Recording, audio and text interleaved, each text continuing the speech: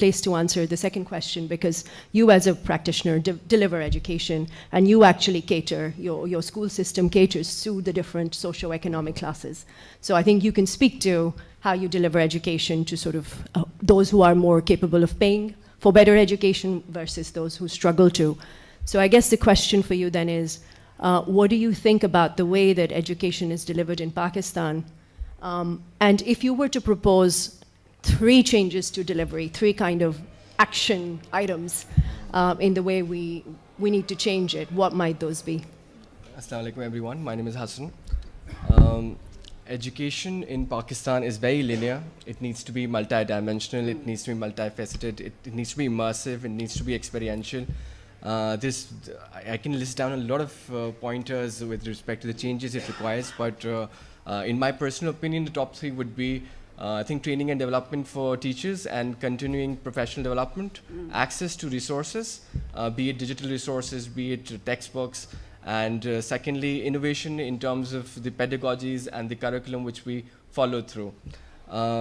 As education is the second largest employer of women in Pakistan after agriculture, and unfortunately education is a profession of last resort for women, and it's not a first choice profession for women in general.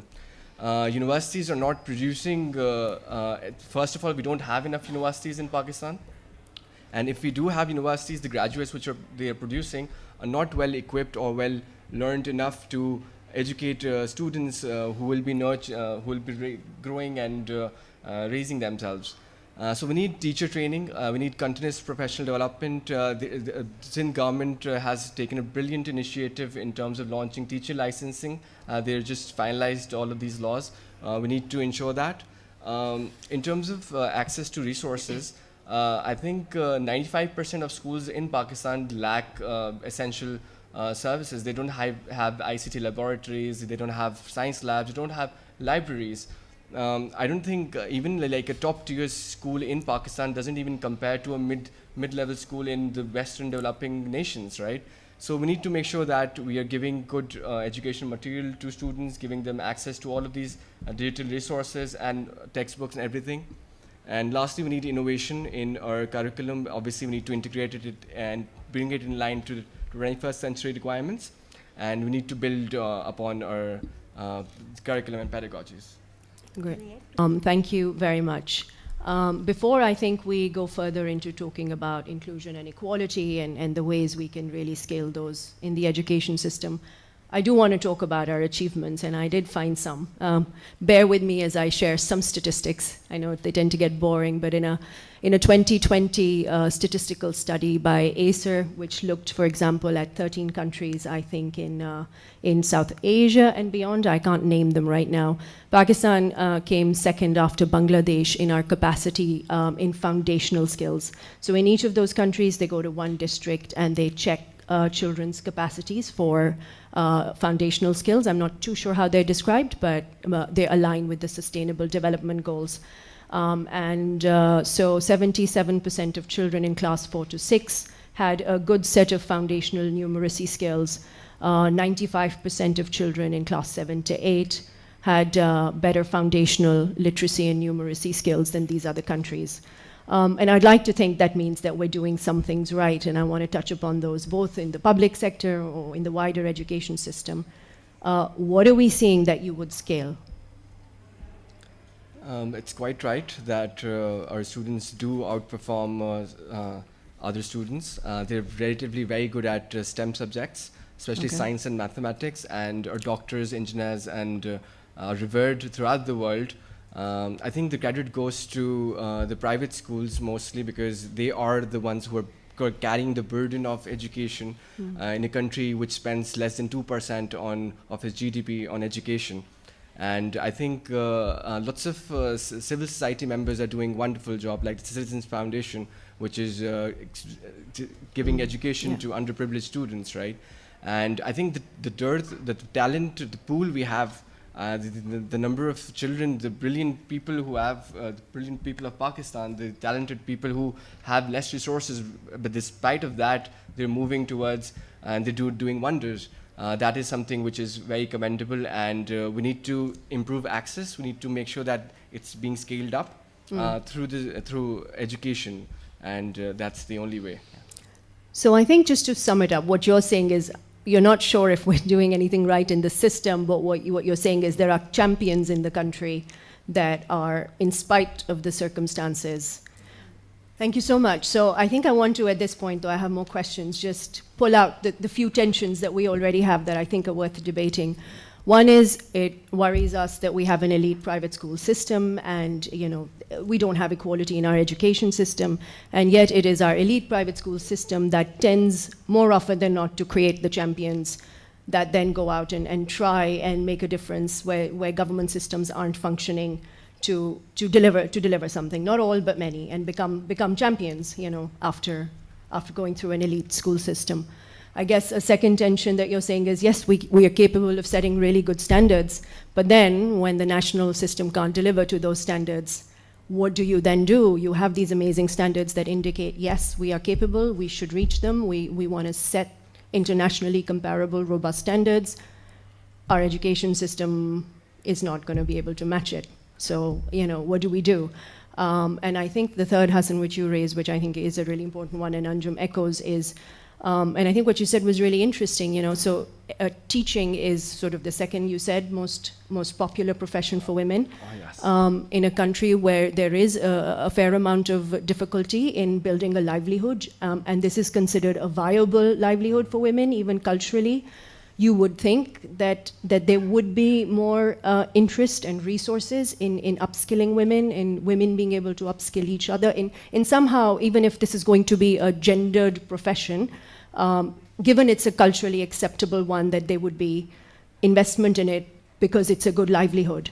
And I wonder, and it would be good to come back to where the block there is, what really can be done. And again, is that an institutional problem? I guess it's a resource problem, but I'd like to touch upon it again if we have the time. So thank you for that. So going further to unpack a little bit these issues of inequality and inclusion, I think we have half an hour left, and I do want to offer time for Q&A. So I'm going to try and bring one or two questions together in one go. So in terms of inclusion, one, there's the out-of-school children problem, which is a huge one. The other one is the gender gap in, and the statistics here are really horrifying.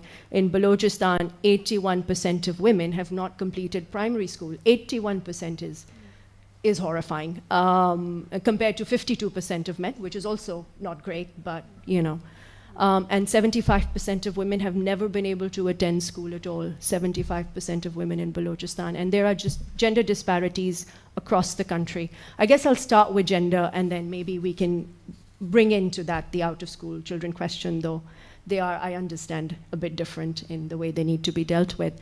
So I guess the question is, do we see girls' education as different from boys in the country? And what is the way forward in resolving this in both educational access and achievement?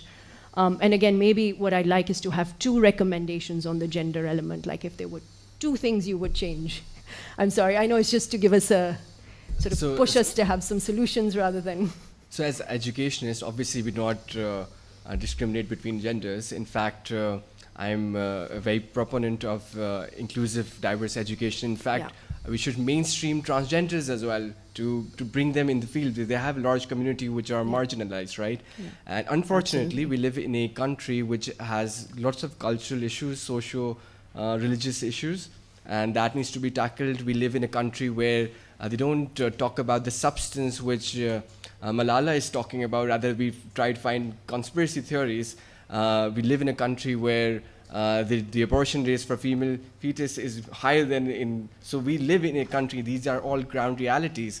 But we need to push forward. We need to encourage more inclusivity and diversity in our approaches. We need to make sure that women representation, and we need to see more women CEOs, women in government. And my two things would be, I think, incentivizing parents of female children so that they can enroll them to schools. And second would be to use the power of media to raise awareness campaigns and and awareness drive so that they all get to know how important this is. Because if you educate one woman, you're educating the entire generations. One entire generation, if you're educating one woman. If a woman is in a household is educated, it means that you're sorted in terms of their children will go to school and so forth, so on. So it's extremely important. Let's talk about out-of-school children, and then maybe, unless there is a burning question that a panelist really wants to talk about, we open to Q&A or we'll run out of time. So this is a huge one, 22.5 million children. We've seen some models elsewhere. A big one used to be in Latin America, Escuela Nueva, which did very well and was well awarded, designed specifically for children out of school to come into particular learning centers and learn at their own pace. I don't know the status of that now, it's been a while. But is there any thought, my sense is there isn't much thought around out-of-school children, there aren't any resources, and it's not an educational system priority. But I'd love to hear whether it is otherwise and what you propose really needs to happen on this front. It's a big issue, out-of-school children. I think around 20 million children, they are out of school, and it's very horrific, and it needs to be sorted out. And for that, I think we need to incentivize. I have a list of suggestions for that. We have lots of influential people, Rashid Saab, there's Amina, and they're change makers, right? I think we should scale up the Benazir Income Support Program. We already have a database of families and children who belong to a certain poverty line, right? And if we increase the amount of stipends which we provide to them in a monthly sort of a way, and encourage them to send their child to school and then compensate them monetarily, that will encourage more student enrollments. I think introducing free lunch plans, I think that has worked in the developing nations as well, because majority of the time which is spent by people is finding and searching and earning for bread and butter in Pakistan, right? And if that is sorted out, if there is a free lunch sort of program for the entire sort of schools, that will improve enrollment as well. Again, public-private partnerships where governments could provide infrastructure, financing, and the private sector can manage the overall sort of systems and administration, which will work wonders. Again, alternative school plans, introducing more street schools and mobile schools, making sure that teachers who are getting licenses they do their community programs in far-fetched areas where they can educate and have certain number of CPD hours in rural areas where they can give back to the society. I think awareness drives, using publishers and all of these people who are involved in CSR activities to separate certain number of stock for books and educational material, and obviously leveraging technology as well, because technology can reach many places, right? And you only need an internet connection to do that. So there are lots and lots of things which we can start afternoon programs at private schools. We already have infrastructure in place. We just need to, if the government can fund the private schools to operate their existing infrastructure in the afternoon, we can support students in terms of that as well. So there are many suggestions. I'm pretty sure my panelists would have other suggestions too. And it's a very critical. Education is the way forward, and that needs to be sorted out. Hello. Somebody just pointed out that 23 million children are out of school. Yes. This is, shocking. But let me shock you further.